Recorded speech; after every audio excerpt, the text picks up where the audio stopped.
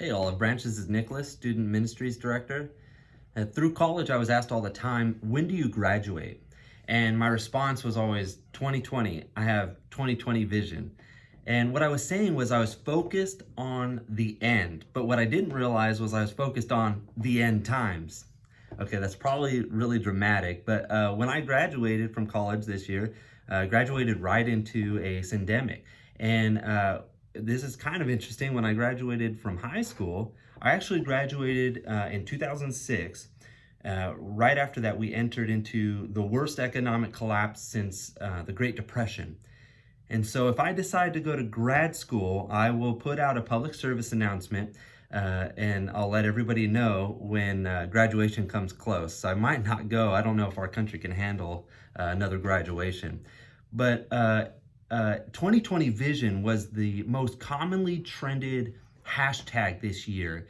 And I know we can all agree that we see much more clearly when we're looking back at this year than when we're looking forward to it, right? Nobody saw a lot of these things coming. And how often do we make plans only to see them fall apart? How often do we look at our present circumstances and try to discern what God is doing for our future? It's always easier to see what God was doing when you look back. In fact, in Acts 16, Paul and Silas are in prison and they're praying and singing, and all the other prisoners are listening. And then suddenly a violent earthquake shakes the foundations of the prison, and it causes every prison door to open and all their chains to come loose. That's lucky. What a precise earthquake to shake exactly the right way for all the prison doors to open, all the chains to break open, but not cause the prison to collapse in on them. I mean, that would be as unlikely as a bunch of space matter exploding into a neat design perfect for life to exist on a planet. So Paul and Silas are sitting in this prison and they experience an earthquake and suddenly they're free. So obviously God caused this to happen because he wanted Paul and Silas to be set free from their discomfort, right? So Paul and Silas look at their situation and they determine that God wanted more for them than their situation, and they both walked out of the prison and lived the rest of their lives as free men. But that's not the story. After this miraculous earthquake, Paul and Silas, they stay right where they're at because there was a man who was responsible for ensuring the prisoners would not escape. And in that jail in Philippi, this man looked at what had happened. He looked at the results of this earthquake and he thought, wow, all the prisoners have just escaped. And he knew he would be executed for his failure to keep the jail secure. So the jailer was going to take his own life. But Paul shouted, "Don't harm yourself.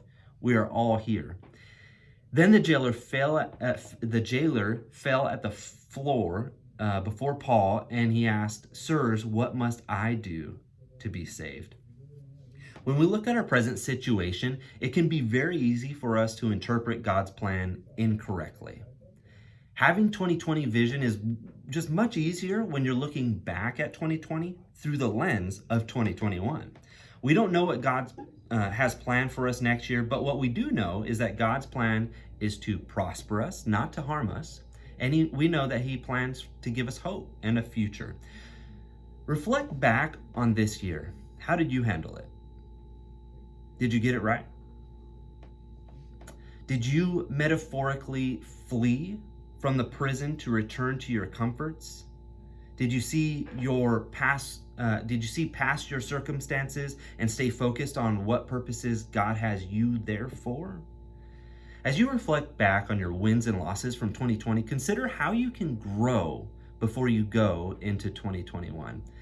I know it can be very difficult when we're going through whatever the circumstances are, good or bad. And it could be kind of difficult for us to look at it and say, what is God doing with my present circumstances?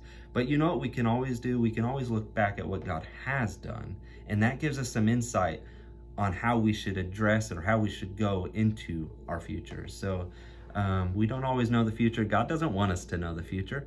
He wants us to know what has happened and what is happening. So God bless you all. I hope that encourages you going into 2021. Happy New Year. I hope you have a way better year next year than you did this year. God bless you.